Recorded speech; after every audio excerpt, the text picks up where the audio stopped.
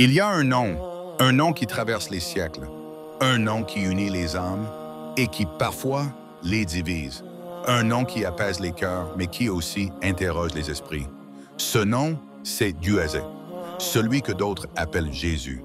Entre la Bible et le Coran, entre deux récits, deux mémoires, deux visions du monde s'entrelacent, mais ne se confondent jamais.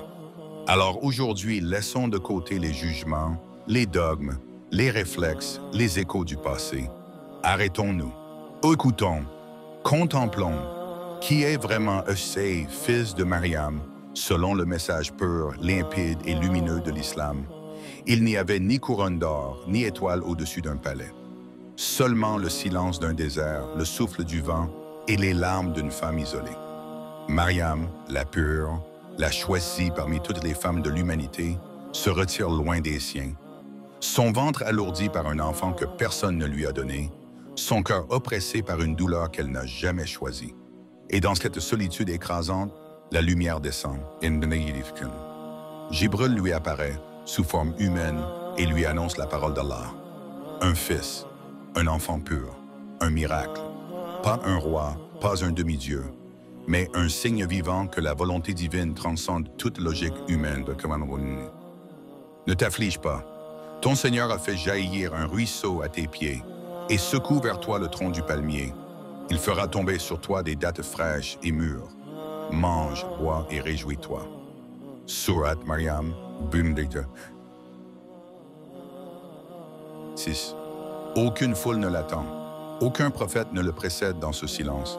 Mais il naît, et le désert devient le témoin d'un secret entre une mère et son Seigneur. Il naît sans père, non pas comme une exception, mais comme une preuve absolue que celui qui a créé Adam sans père ni mère peut, s'il le veut, créer un enfant sans père. Il marchait parmi les hommes, mangeait comme eux, priait avec eux et dormait sous les étoiles.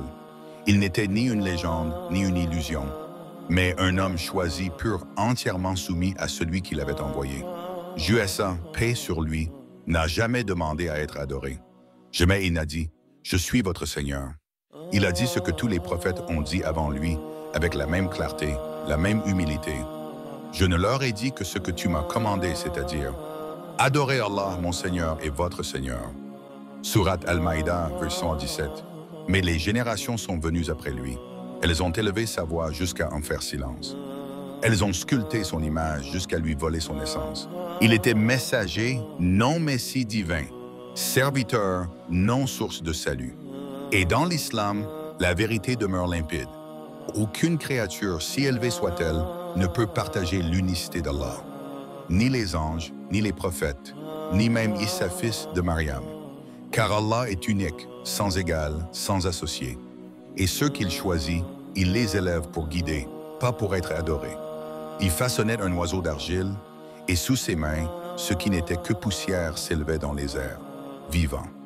Il touchait les aveugles, et il voyait. Il appelait les morts, et il se levait. Mais à chaque fois, sa voix ne disait qu'une chose. Bi'idnillah, par la permission d'Allah. Car Jissa n'a jamais agi par orgueil. Jamais il n'a prétendu « Ceci est mon pouvoir ». Il n'était ni magicien, ni seigneur caché sous les traits d'un homme. Il était un signe, un serviteur, un miroir de la puissance divine, rien de plus. Le Coran rapporte ses propres mots. « Je vous ai apporté un signe de la part de votre Seigneur. Je façonne pour vous d'argile une forme d'oiseau, puis je souffle dedans, et elle devient un oiseau. Par la permission d'Allah. » Surat Al-Imran, chaque miracle qu'il a accompli, c'était une preuve, non de sa propre grandeur, mais de la majesté d'Allah, qui donne à qui il veut ce qu'il veut. Et si Ayesa a guéri, redonné vie, parlé dès l'enfance, c'est pour rappeler que la foi sincère ouvre des portes que l'intellect humain ne comprend pas, mais que toute lumière émane d'un seul soleil. Allah, Seigneur des mondes. Il y a dans le cœur des croyants une question ancienne, une question lourde, transmise de génération en génération. USA est-il mort sur une croix? A-t-il été trahi, battu, humilié, jusqu'à exhaler son dernier souffle devant ses ennemis? La réponse du Coran est claire, directe et sans équivoque. Pas un doute, pas une hésitation. Ils ne l'ont ni tué, ni crucifié, mais ce n'était qu'une apparence. Sourate An-Nisa, verset 157. Allah, dans sa sagesse infinie, n'a pas laissé son prophète à la merci des bourreaux. JSI n'a pas connu la honte du supplice. Il n'a pas été suspendu entre ciel et terre, cloué par des mains injustes. Il a été élevé, honoré, protégé. En islam, le pardon n'a pas besoin de sang. Il ne repose pas sur le sacrifice d'un homme pour les fautes des autres. Le salut vient par la foi, la sincérité, la repentance et la miséricorde d'Allah. JSA n'est pas mort pour nos péchés. Il a appelé à la justice, il a enseigné la miséricorde et montré la voie droite. Mais il n'a jamais porté les fautes du monde, car nul ne porte le fardeau d'un autre. Aucune pierre n'a été roulée. Aucun linceul n'a été replié. Il n'y a pas de tombe sacrée que les pèlerins visitent, ni de sépulcre ouvert sous les cieux. JSA, fils de Mariam, n'a jamais goûté à la mort. Il n'a pas dormi dans la poussière de la terre. Il a été élevé vivant, en pleine dignité, à une pleine lumière. Son corps n'a pas été abandonné, car son âme était trop pure pour être soumise à l'ombre du doute. Ainsi nous enseigne le Coran.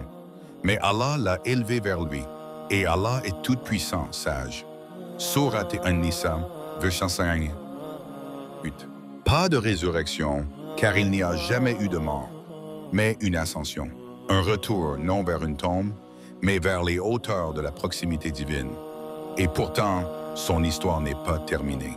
Il est encore vivant auprès de son Seigneur, et il reviendra, mais pas pour s'asseoir sur un trône doré. Il reviendra pour rétablir la vérité, celle qu'on a masquée sous des dogmes déformés par les siècles. Il reviendra pour guider, non régner, pour corriger, non conquérir.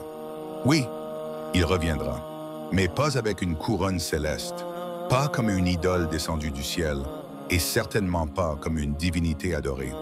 Il reviendra comme ce qu'il a toujours été, un serviteur d'Allah, soumis, véridique, porteur de vérité.